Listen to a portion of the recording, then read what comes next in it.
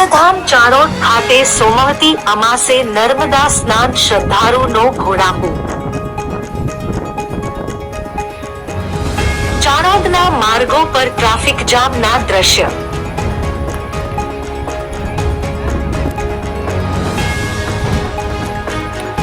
ચાણોદ નર્મદા નદીના સ્નાન ઘાટ નદી કાંઠા ઉપર ઠેર ઠેર શ્રદ્ધાળુઓની ભાર ભીડ। શ્રદ્ધાળુએ અધિક માસનો આજે અંતિમ દિવસ સોમવતી અમાસે પવિત્ર નર્મદા નદીમાં સ્નાન ભક્તિભાવ પૂર્વક પૂજન અર્ચન કર્યા, દૂધ શ્રીફળ ચુંદડી સાડી ચડાવી ધન્યતા અનુભવી હતી। અધિક માસ પુરુષોત્તમ માસને સોમવતી અમાસે પિતૃ તર્પણ શ્રાદ્ધ વિધિ વિધાન કરવા શ્રદ્ધાળુઓનો ઘસારો જોવા મળ્યો હતો અને એક લોકોએ પિતૃ તર્પણ કરાવી ધન્યતા અનુભવી હતી। ડભોઈ તાલુકાના તીર્થધામ ચાણોદ ખાતે આજરોજ શ્રદ્ધાળુઓનું ઘોડાપૂર ઉમટ્યું। આજરોજ અધિક જેઠ માસને સોમવતી અમાસના યોગ સર્જાતા પવિત્ર નર્મદા નદીમાં સ્નાન કરવા તેમજ વિભાગના પૌરાણિક મંદિરો કુબેર ભંડારી મંદિર, શેષનારાયણ મંદિર, ગંગાનાથ મહાદેવ મંદિર સહિત પંથકના શિવાલયોમાં શ્રદ્ધાળુઓનો ઘસારો જોવા મળ્યો હતો। ચાણોદના સુપ્રસિદ્ધ મલ્હારામ ઘાટ, મારી કુંડના ઓવારા, સંગમ, પોઈચા, ભાટુ, કુબેરઘાટ ખાતે નર્મદા નદીમાં સ્નાન કરવા શ્રદ્ધાળુઓની ભારે ભીડ જોવા મળી હતી। આજરોજ વાદળછાયા વાતાવરણ વચ્ચે મોટી સંખ્યામાં શ્રદ્ધાળુઓ પવિત્ર નર્મદા નદીમાં નર્મદે હર નારા સાથે લગાવતા જોવા મળ્યા હતા। શ્રદ્ધાપૂર્વક નર્મદા મૈયાને શ્રીફળ ચુંદડી સાડી અર્પણ કરતા જોવા મળ્યા હતા। સાથે શ્રદ્ધાપૂર્વક નર્મદાજીને દૂધ નર્મદા જળ ચડાવી પૂજન અર્ચન કરી ધન્યતા અનુભવી હતી।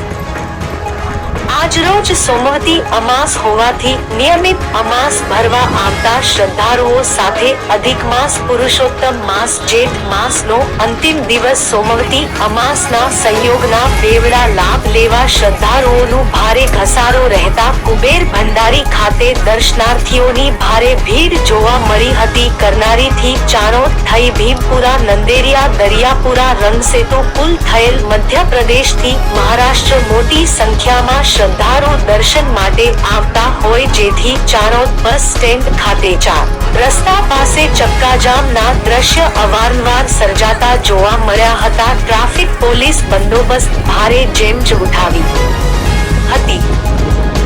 મુકેશ ખત્રી, ચાણોદ। તીર્થધામ ચાણોદ ખાતે સોમવતી અમાસે નર્મદા સ્નાન શ્રદ્ધાળુનો ઘોડાપૂર। ચાણોદના માર્ગો પર ટ્રાફિક જામના દ્રશ્ય।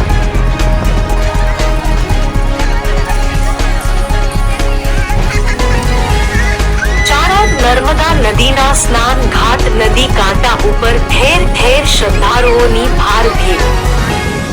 શ્રદ્ધાળુએ અધિક માસનો આજે અંતિમ દિવસ સોમવતી અમાસે પવિત્ર નર્મદા નદીમાં સ્નાન ભક્તિભાવ પૂર્વક પૂજન અર્ચન કર્યા, દૂધ શ્રીફળ ચુંદડી સાડી ચડાવી ધન્યતા અનુભવી હતી।